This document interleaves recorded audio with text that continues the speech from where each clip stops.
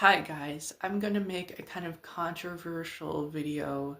I've been having some thoughts lately about the whole entire transition and stuff. I've actually started to think it's more of a kind of band-aid to a bigger issue. Bigger issue being that I felt like I couldn't grow up to be the person that I'm supposed to be, and that there was something wrong with me to be that person. When you think about it, gender is a social construct, right? So it's fabricated. It doesn't exist in reality. And since sex is based on reality, and we can see people's sex by just looking at them, and chromosomally, biologically, in all the different ways. Sure, there's intersex, I'll throw that in there, but those people are still either male or female. But anyways, you're born as yourself, be it as a little girl or a little boy. And then you grow up as either a man or a woman, okay? You don't just change that, It's like me being born autistic.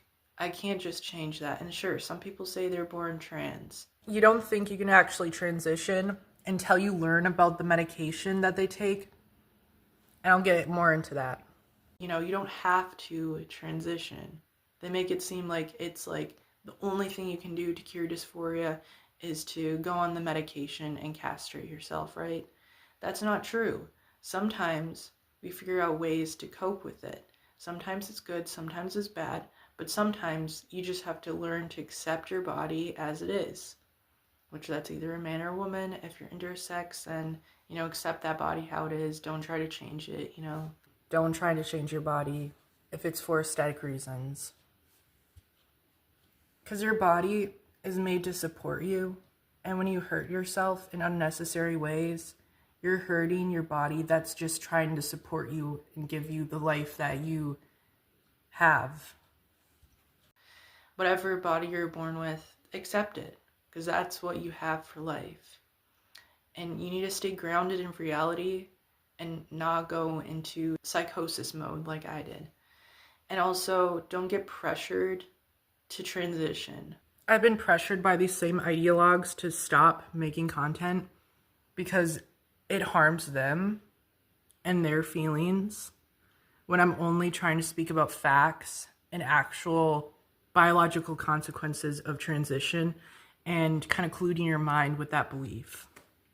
I'm only trying to help. Some of these ideologues will try to pressure you into it. Like, they'll be like, well, if you have doubts about your gender, I'm sure everyone has doubts about their gender. I'm sure everyone does. But that doesn't mean you're gender fluid, not a gender. You should transition. It doesn't mean this stuff. And then once you do transition and you feel unsure about it, listen to that. Listen to that unsureness, because you've got these two contradicting beliefs. You have, oh, my sex is male, right? But then you're like, my gender is female. These two beliefs will collide until your mind breaks. And then once you break that mind, it takes a while to recover from that. So you don't want to go through that. That is one of the hardest things to deal with. And then on top of that, the hormones cause weird stuff to happen to your psyche. So your brain is functioning differently. How you're thinking through things is differently because of the hormones, because of the imbalance of hormones. Because when a man has more estrogen and less testosterone, his mind is not functioning correctly. My mind wasn't functioning correctly. And it's very slow and progressive, and it takes about over a year to start to notice this. And I started to notice it too. Over the year, I started getting less energy. My mental fatigue, my mental fog, my depression was all getting worse. And this happens. This is the truth, biologically. And we're setting these people that have this gender dysphoria, and I do believe in gender dysphoria. I have it. I have gender dysphoria. I hate being a man. I don't like being, perceived as one. I hate it. That doesn't mean I'm not my sex. That doesn't mean I'm not my gender, because gender and sex are not flexible, as you may think. You think that you can change your secondary sex characteristics, right? Well, you can't. You can a little bit. I'll leave this little bit of space here. You can change it mildly. mildly. After you're done developing as a man, you can't get boobs the size of women's boobs. Even pre going through male puberty, you can't. That's impossible. So what happens is you have this layered on effect where it's like you have your deep voice, you got your facial hair, you have the muscle mass and stuff. Then you layer on this. This is gynecomastia. This isn't breast tissue. Gynecomastia is male breast tissue. Gynecomastia doesn't grow as big as female breasts do because we're physically incapable of doing that. And I had that belief even when I was trans, because mine didn't grow as big as my sister's. Mine didn't grow as big as my mom's. Sure, I weigh a lot less, but even from the side and, from the front, they're small. They're small because it's impossible to get anything bigger. And they say this too, than a Tanner stage 3 breast tissue. And then there's so many drawbacks to just wanting this physical aesthetic. There's so many health drawbacks to it. My triglycerides were rising very high. Since I didn't have a sex drive, my guy down there, I'll just say, was shrinking a lot. And, eventually it would turtle. Eventually it would be, if I continue that treatment. And that's not good for atrophy. It's not good because your body starts to function incorrectly when you start to do that. When you tuck as a trans woman, that's not good for your testicles. That's not good for you. That can cause cancer. It can cause cancer. Literally, it can. I'm not pulling this out of my ass. I'm being truthful. I've researched it. They need to be in the sack because that's where it's the best temperature for them. That's why they're outside of your body. They don't need that much heat. If they have that much heat, that can cause problems. And if this is for extended periods of time, like it is for many identifying trans women, then that can cause serious problems. And also, you need to release the fluid from your prostate. And sure, it dries up during transition. It might shrink during transition, which leads to things down there being weaker, more likely to deal with more pelvic pain, more likely to not be able to stand while peeing, more likely to have it hurt a bit even when you pee. It's very weird. And this imbalance is not, like I said, good for your psyche. It's not good for your mental health. It's not good for your function. It's not good in general. And we prescribe it to people that are already dealing with some mental problems. We prescribe it to people that are dealing with, oh, I'm gay. I can't be gay. I must be a woman. Oh, I'm, autistic. I don't fit in with other men. Oh, I'm anorexic. I should just, be a woman because women are skinnier, or some weird belief like that. Oh, I'm a feminine man. I can't be that. And no one will ever go for that. I must be a woman then. Oh, I was raped as a kid. I must be a woman then because I was treated like how some females would be treated. You get these beliefs and you latch onto it. And then you start to get dysphoria about your body not aligning with your idealized version, what you think your body should look like. And that's how dysphoria starts out. That is. And I know some YouTubers have talked about it, like Isaiah Undercooked. But, I do like his content, but the dude, he's kind of falling off the edge. If you know what I mean. If you've seen his content, he's not doing too well.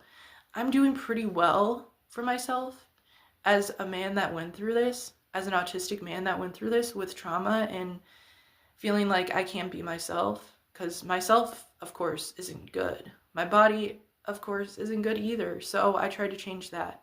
That's what these trans people think of themselves, like literally. And they try to offset that by saying, well, if I go a little further, I'll like these changes. If I keep going with this transition, I will like it because eventually I'll get boobs as big as women do. Eventually I'll get hips as round as women do. Eventually I'll just pass as a woman and my life will be so much easier. But then you're like, oh, wait a second. My chest isn't big enough to be a woman's. Okay. You add this to it, okay?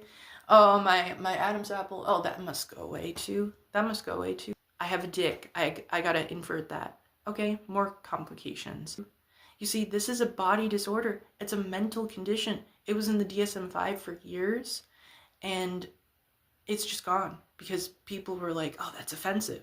It's not offensive. It's not offensive. I'm autistic. I don't like how it's a mental disorder. I don't want autism to be a mental disorder. I wish autism was the default. I wish neurodivergent people are the default. That's not true. That's not in reality. I can't just make things how I want them to be. You can't just make your gender identity who you want you to be, because gender identity is fabricated. It's fabricated. Okay, let's say I'm a total femboy. Like, I put on a dress, right? Like, in one of my videos, I'll just throw on a dress. I'll throw on a wig. I'll throw on makeup. I'll shave my face. You know, all this stuff. And then I'll say, I feel like a woman today. Does that make me a woman? If I start taking drugs, does that make me a woman? If I start cutting up my body, does that make me a woman? No, it doesn't. It makes me a man that's gone off the deep end. That's gone off the deep end and has lost his mind from the mental illness. The mental illnesses I have mentioned. The trauma, the homophobia. You're homophobic towards yourself so much that you want to be the opposite sex so that it's not quote unquote gay to like dick. It's not wrong to be gay. Love your gay self. Love who you are. Love is love. Why don't we appreciate that? Why don't we appreciate gay men liking each other? Why isn't that normalized? Why do we have to transition our gay men? Why do we have to transition our bi men? Because they like men too. Why do we have to transition non-conforming men that just like dresses, or drag queens that just like to shape their body in different ways because it's fun? Why do we have to put these expectations on these people? Dysphoria is made in the mind. Dysphoria doesn't occur at birth. It's through these experiences that you deal with throughout your life, and you get dysphoria from those experiences. Now here, this dysphoria can come back sometimes. I've had people comment, my dysphoria came back after 9 months of detransitioning. Because you're back in reality and you don't like it. You don't like being in reality. It's hard. It's hard to be the person that you are. But you have to continue it because that's the only you can be. Why be a second-rate woman? Why be a second-rate woman that doesn't even have the parts to be a woman than to be the guy that you feel like you failed to be? You're giving up when you say that I failed as a man, so I might as well become a woman. You failed as a person when you say that. You didn't fail as a man. You failed as a person when you give up yourself. You give up your body for this disorder. You give up so much. You give up your family. Some people lose their family over this. You give up your mental state. You give up so much. And there's so little to gain from it. There's health complications to gain from it. There's not feeling adequate enough to gain from it. Not feeling like you can even fit in once you do transition fully, right? Right? You get the surgeries and stuff. You still feel like you don't fit in with women. You still feel like that. It will always feel that way because you weren't born that way. You weren't observed at birth that way. That's why it feels incongruent. That's why your body feels incongruent even after you transition. I still feel incongruent. I still feel like I should have been born a woman. I could have had it so much easier because I'm non-conforming, because I don't like to be a man. I've had problems in my past where I've had men kind of screw me over. I don't like being one, but I am one, and I have to deal with it. I've always thought women were more superior than me. I've always thought that way, but it doesn't make me a woman because I feel inferior to women, if that makes sense. Ultimate incel here. I'm just speaking my mind today, and I know this might offend some people that are trans identifying. And yes, I say trans identifying because it is a choice. It is a choice to let your mental disorder choose your identity. Because gender, let me just say this to you guys. Let me just say it loud and clear. Gender isn't your identity. Gender is just a little part of yourself. And I know a lot of trans people already know this, or trans identifying people, I guess, already know that this is a small part of themselves. Some of them blow it up to the extreme. Some of them post videos about their body changing. Yeah, I've seen it too. I've seen it everywhere. I've seen it on Reddit. I've seen it on YouTube.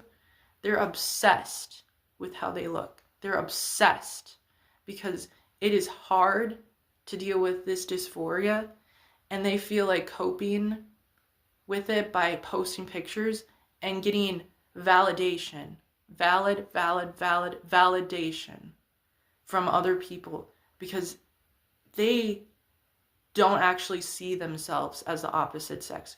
Listen to me. They don't see themselves as the opposite sex. They don't see themselves as the opposite gender, because you can't change that stuff about yourself. Even with these pills, you get infertile, you get castrated, right? And then you get mild characteristics. Now, I'm going to talk about the children doing this to themselves. The children that deal with this stuff, that go on the puberty blockers, I've seen videos of them too. They still feel like their age that they started with this transition.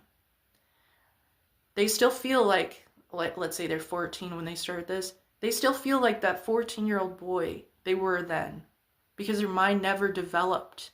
Their mind never developed. And, they could get the surgeries, right? Like Jazz Jennings, right? He got the surgery. It failed because his parts didn't develop. And we didn't give him enough time to, doctors, I shouldn't say we, doctors didn't give him enough time to develop.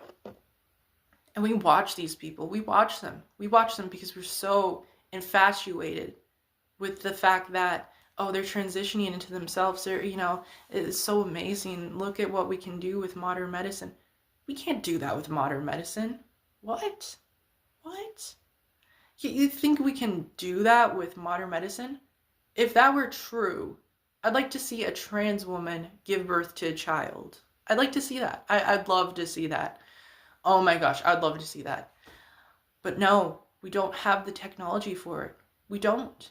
The only technology we have for it is the aesthetic value to it. And we do this to the children for their aesthetic value. We do it because they'll pass better if they do it younger, because they'll maybe get more secondary sex characteristics. They'll maybe not need a breast augmentation or, other stuff. But guess what? That's not good for them either. It causes complications. It causes osteoporosis. It causes all this stuff that happens to them. It affects them mostly mentally too. A lot of them are messed up. And the fact that we're doing this to children for an experiment for like the past 10 years is crazy too. All of this stuff I'm talking about is an experiment. The surgeries that trans people get, they're experimental surgeries. Not the breast augmentation, that's not experimental. Not the double mastectomy, that's not experimental. Women get double mastectomies for reasons. Men, I guess, get the implants to feel more womanly. I don't know. But these bottom surgeries are very experimental. They don't even work. Most of the time they fail. And we're setting these people up for failure. And, we're supporting their cognitive dissonance to feel like we're not the bad guys. We are the bad guys if we support it. Because they're not an oppressed group. They're a group of mentally ill people that are struggling so hard that they can't even be themselves. They're struggling so hard, they want to change every little aspect of themselves to fit this ideal version of themselves that they'll never achieve. Do Do you know what that does to someone? Do you know how that feels to someone? Like, if the dysphoria was like this bad before, and you transition, and your mental health is like this bad before you transition, it's tenfold, because the hormones, the cognitive dissonance that you have to put yourself through to trick yourself into thinking you're changing. It's a lot. It's a lot to put on someone who's already struggling with mental health. That's why I don't think medical transition is even necessary. I think cognitive therapy is more necessary. I think we should invest in cognitive therapy. I think doctors want to meet their 401ks, want to meet their money, but they're not actually helping the people. They're putting them through this stuff that's making it worse. Because now it's like, oh, I'm on hormones. I must body check even more. I must do all this stuff.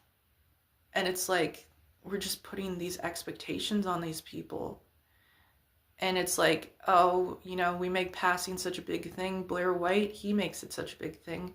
He says, if you pass, then, you can go into the restroom that you want, right?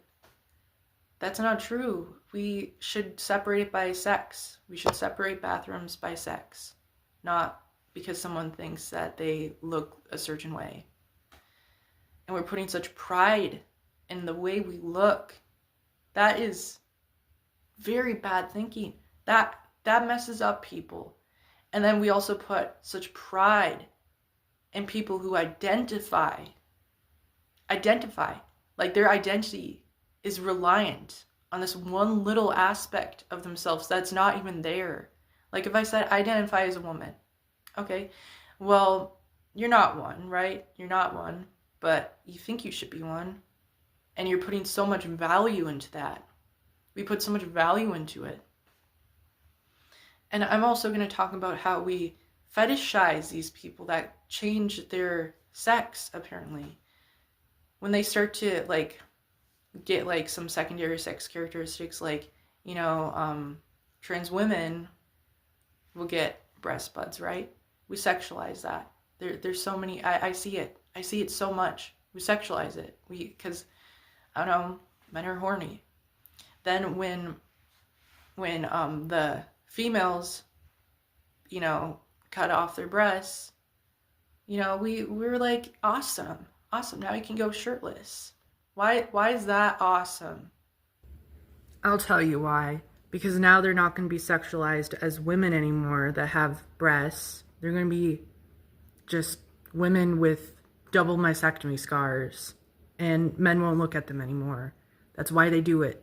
That's one of the reasons why they do it.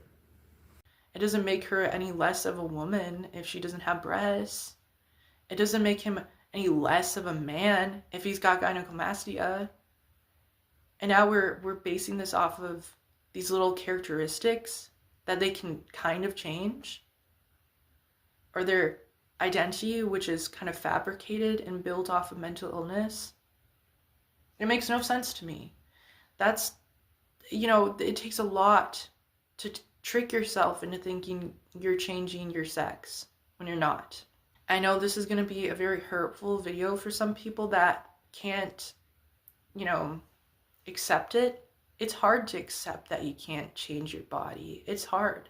What I meant by this is you can't change your sex. Therefore, you can't change your gender, since the two were once interchangeable. But now, since gender is fabricated, I'll just say you can't change your sex.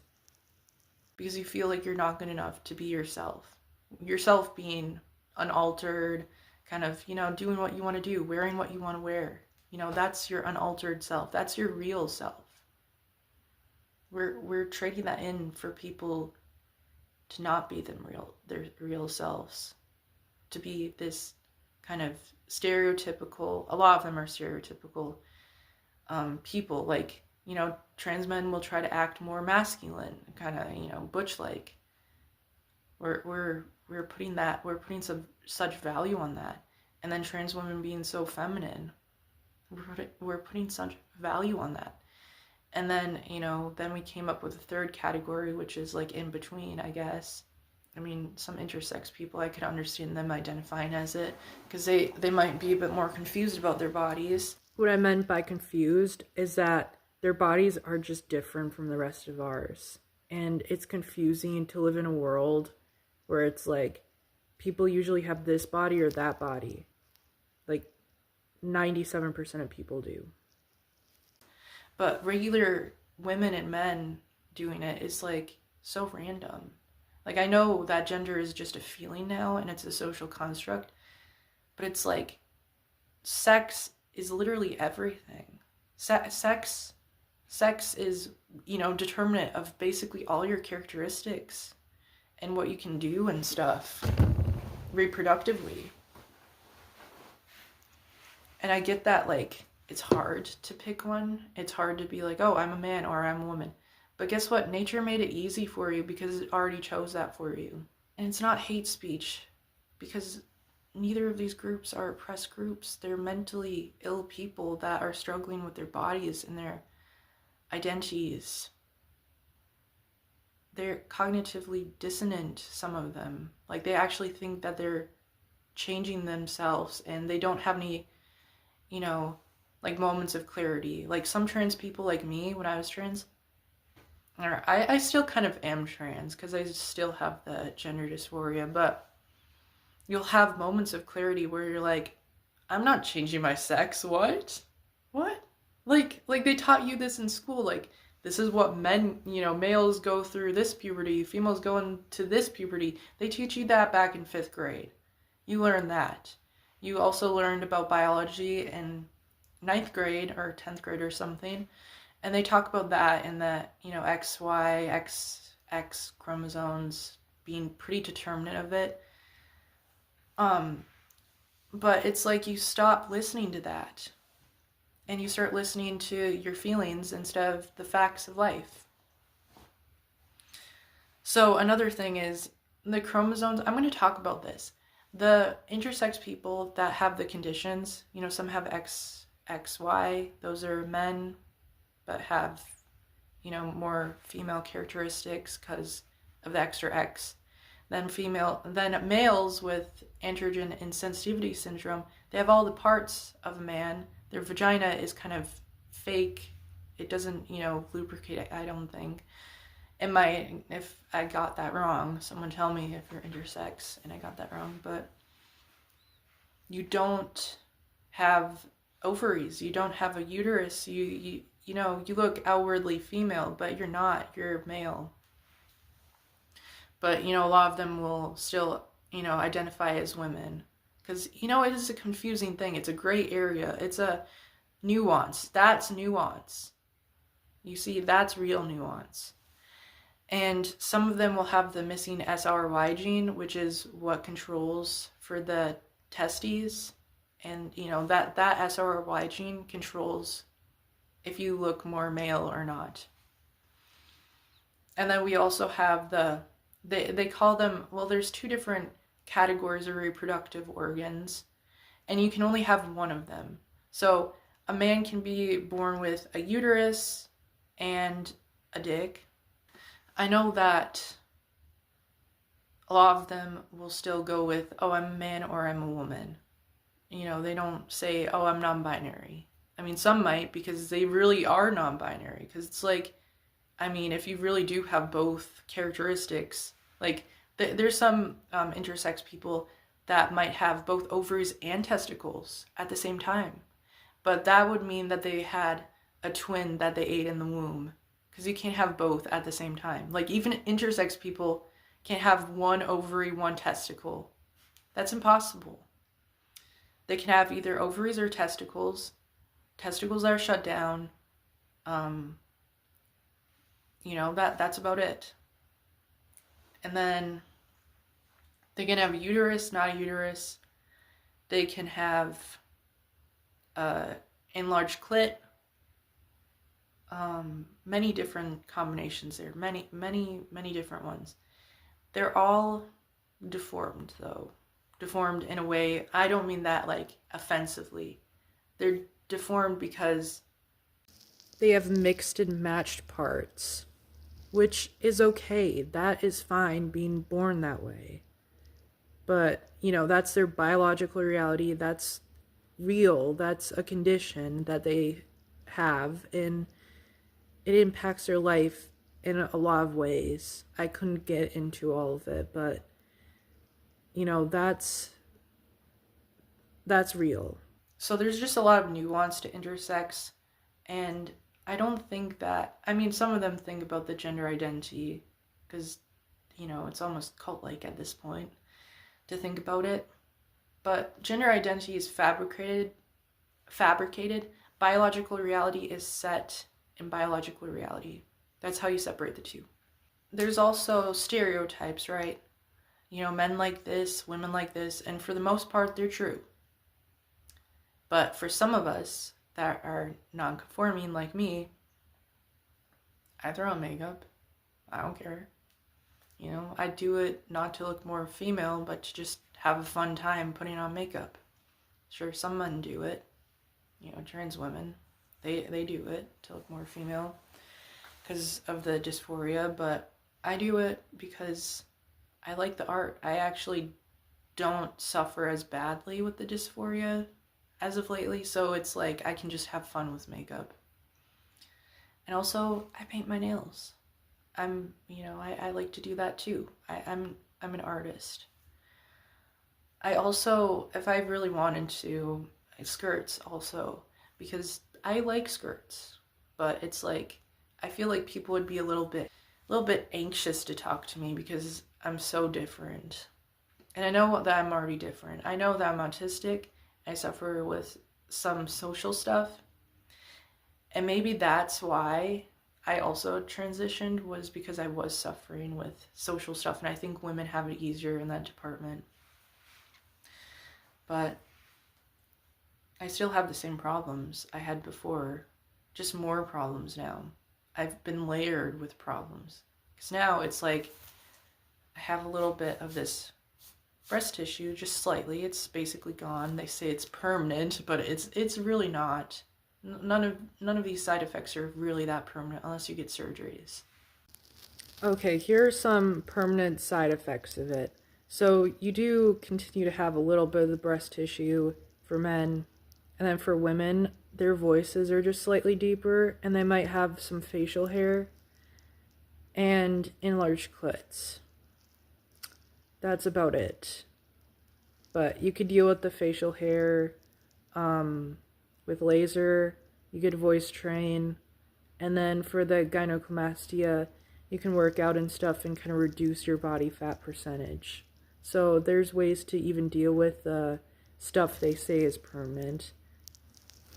But I think the mental side effects from it are more permanent because it's more kind of derailing when you realize that you just castrated yourself for like a couple years or some shit. Like, it's just creepy. It's creepy, like, in your mind, because you saw it at such a different viewpoint, and now you see it for what it actually is. But things are basically back to normal. And as they should be, because we shouldn't try to change a chemical in our body that shouldn't be changed, like hormones. They shouldn't be changed. Like, if I felt like I don't like having a liver and we put chemicals in my body so that I kind of shit my liver out or something, that's the same thing. That, sure, it's not really. We don't think of it as the same thing, but it really is. In reality, it is the same thing. Because it's like, what if I identify as someone who doesn't like having a liver and I make it a lot of my identity? Then I don't have liver anymore because I got rid of it. And I also think that, I'm going to bring this up, and I know a lot of trans people don't like to hear it, but there are people who bleach their skin lighter to look more white, and they want to appear more white, right? And then there's people who do blackface or tan excessively or put chemicals in their body that make them darker and even grow dark curly hair so that they can identify as a black person. We know that's not true. We know you can't change race. But gender, you also can't change that. That there's no way to change it. Because I just admitted the same thing. Changing race is about the same as changing gender. You know, they both, if you put chemicals in your body, your melanin, right, increases, your skin gets darker, your hair gets more curly and black. All right, so do you include that as a race change? If we're including chemically castrating as a gender change, can we include putting chemicals in our body to increase melanin as changing race? Okay, so here's another thing. You get plastic surgery, right? To look like your favorite actor or actress. Are you that actress now, or that actor that you've gotten the plastic surgery to look like? Is that your identity? No, you can't do that. So it's this ideal version of ourselves that we're trying to get to, right? When you transition. You'll never be that person. I'm just saying. I mean, you might think you are. You might think you look better than what you look like. I mean, even Blair White, he doesn't even completely pass. He still has broad shoulders, you know, kind of like a kind of waist that's like, you know, kind of like this or something, you know, and then he's like, all, you know, like this. I don't know. I'm not making fun of him. I'm just saying it how it is. He still probably hasn't met his ideal version of himself. Because, you know, with this transition, it's impossible to meet that. Now, my ideal version of myself, gender identity aside,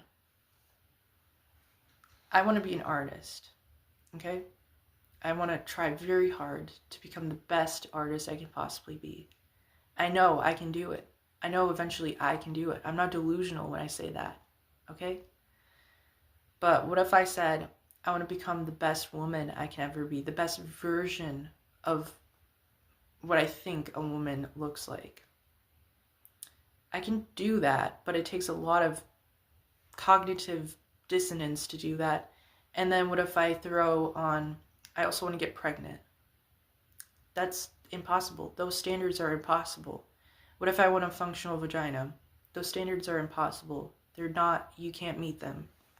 Generally, we assume people with facial hair as men, but women can also have PCOS, which is a slight intersex condition. Does that make them any less of a woman? No, it doesn't. They're still women. They still have a uterus. They still have the parts that make them a woman. And, you know, I can say, you know, when I see a trans man, I see a woman with like PCOS or something. I just can't, I mean, I can kind of squint and kind of see it maybe, what they're trying to go for, but it's like I physically can't see it. I mean, I used to be able to when I had cognitive dissonance, and I used to think you could change gender. But now when I see like Marcus or someone like that, I'm like, that's a woman. like it's so weird. And then she talks about like her, and this is how you know it's a woman, definitely. She talks about her, you know, the vagina atrophy that comes with testosterone. And this is why I kind of like Marcus, you know, she's nice, and Blair, he's also nice. Both of those people are pretty level-headed. They should be more gender critical. They should be like, well, Marcus does say that she is not a man. So, you know, and then Blair will say, oh, trans women have more in common with men than women. Or like, you know, but then they have different experiences, which is true. I'm not going to say that trans people don't exist. They do exist, okay? I'm one of them because I have gender dysphoria. Right now, I'm not letting it consume me, though. I'm not letting it take over my body and castrate myself again. But when you do that, you're just being, this is what being trans is like. You're a castrated male or you're a castrated female that's trying to either masculinize or feminize their bodies. It's not ever going to be healthy for you. It's never going to be. Your parts are going to atrophy. You're going to get some crazy side effects because you shouldn't be playing around with your body like this. It's not good for you. I also say this about, let me get into this, since I'm autistic. I also say this about my autism too. Like, I can't change it. I can't change it. I can't. Like, I might not inflect my tones correctly. You know, I realize that. I realize that I'm autistic. and that I can't change that. So I've tried to compensate. I've tried to mask my autism. That doesn't help me. That makes me burn out. Sure, it helps in jobs and stuff, but it doesn't help me. And, you know, I have to fidget around. I have this chain here. I fidget around with it when I'm walking around out in public. I don't know how to talk to people too well. And I don't think I can change that part of myself. I can get better at masking it. I think that's what trans people do, is you get better at masking that you're actually this sex and not that sex.